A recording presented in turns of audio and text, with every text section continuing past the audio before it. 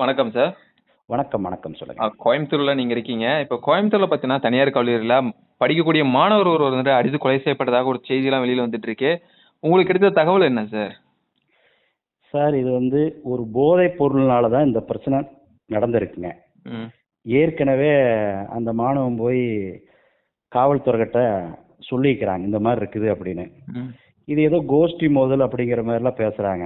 ம். அதாவது முழுக்க முழுக்க போதைப் பொருள்ல இந்த கலாச்சாரத்தை ஒழிச்சா மட்டும்தான் மாணவர்கள் மத்தியில நல்ல ஒரு வாழ்க்கையை நோக்கி அவங்க பயணிக்கிறாங்க. ஆனா முழுக்க முழுக்க எந்த அரசாங்கம் வந்தாலும் இந்த போதைப் பொருள் முழுக்க முழுக்க ஒழிக்கிறதுக்குண்டான பணியை அரசாங்கம் செஞ்சாங்கனாலே தமிழ்நாடு 100க்கு 100 நல்லா இருக்குங்க. இப்ப காவல்துறையில வந்துட்டு தகவல் குடுத்திருந்தாங்க அப்படின்னா, எதன் அடிப்படையில சார் உயிரிழந்திருக்காருன்னு நினைக்கிறீங்க? சார், இந்த தம்பி போய் காவல் நிலையத்தில் தகவல் கொடுத்து அதை காட்டுங்கிற மாதிரி ஏதோ சொல்லியிருக்கிறாங்க. அது முழுமையா டீட்டெயில் எனக்கு தெரியல. ம். இன்னைக்கு சட்டமன்றத்திலையும் கூட அதை பேசியிருக்கிறாங்க. ம். ஏன்னா இன்னைக்கு என்ஐஏ விசாரணை அளவுக்கு கொண்டு போயிருக்கிறாங்க இதைய. இது முழுக்க முழுக்க என்ஐஏ விசாரணை பண்ணணும், சிபிஐ விசாரணை பண்ணணும். ஒரு மாணவனுடைய எதிர்காலமே போயிடுச்சுங்க. ம். அந்த குடும்பமே இன்னைக்கு நடுத்தெருவுக்கு வந்திருக்குங்க. அதாவது பெற்றவங்களுடைய கனவு என்னங்க, அதாவது தன்னுடைய பையன் படிச்சு நல்ல முறையா அவங்களெல்லாம் காப்பாற்றுவான், இந்த சமுதாயத்துல நல்லா இருக்கணும் அப்படிங்கறக்காக தான் அந்த பெற்றவங்களுடைய கனவுங்க. ஆனா இந்த போதை கலாச்சாரத்தினால இன்னைக்கு அந்த மாணவனை நம்ம இழந்துட்டோம். ம். அவள்கூச்சில் இருக்கக்கூடிய அந்த சகோதரனை நம்ம இழந்தது மிகப்பெரிய ஒரு வருத்தமான சூழலுங்க.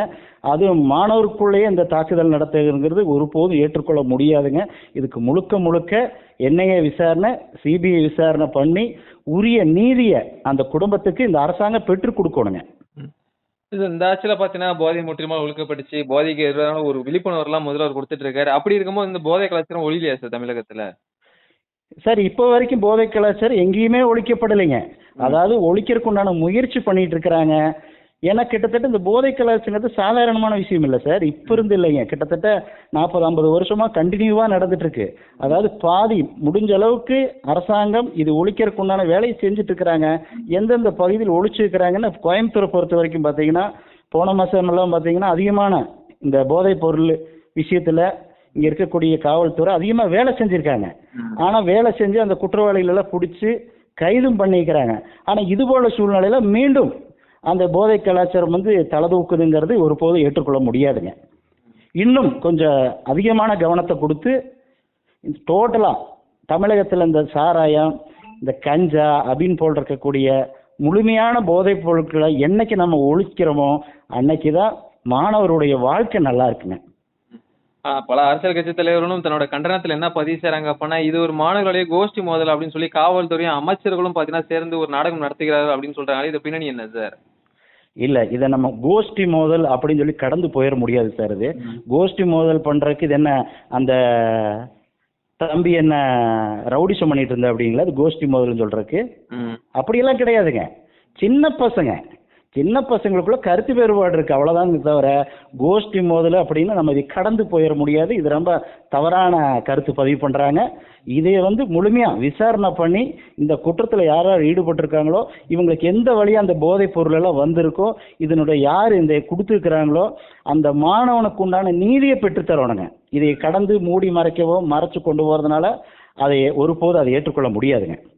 கடந்த ஆட்சியில தான் பாத்தீங்கன்னா போதைப் பொருள் எங்க இருந்து பார்த்தாலும் போதைப் பொருளா இருந்துச்சு அப்படின்னு சொல்லிட்டு இன்றைய முதலமைச்சர் விஜய் அவர்களே பாத்தீங்கன்னா அன்னைக்கு பிரச்சாரம்லாம் ஈடுபட்டு இருந்தாரு. தான் ஆட்சியில பாத்தீங்கன்னா எந்த ஒரு போதைப் பொருள் இல்லாத ஒரு தமிழகத்தை உருவாக்கும் அப்படிலாம் சொல்லியிருந்தாரு. இன்னைக்கு அதற்கு மாறாக நிகழ்ந்திருக்கே, எப்படி பாக்குறீங்க சார்?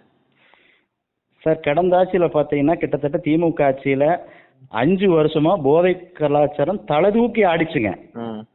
ஆனா இப்ப படிப்படியா முதலமைச்சர் குறைக்கிறேன்னு சொல்லி அந்த முயற்சியில் ஈடுபட்டு இருக்காங்க. ஆனா இது வரைக்கும் முற்றிலும் குறைக்கப்படல.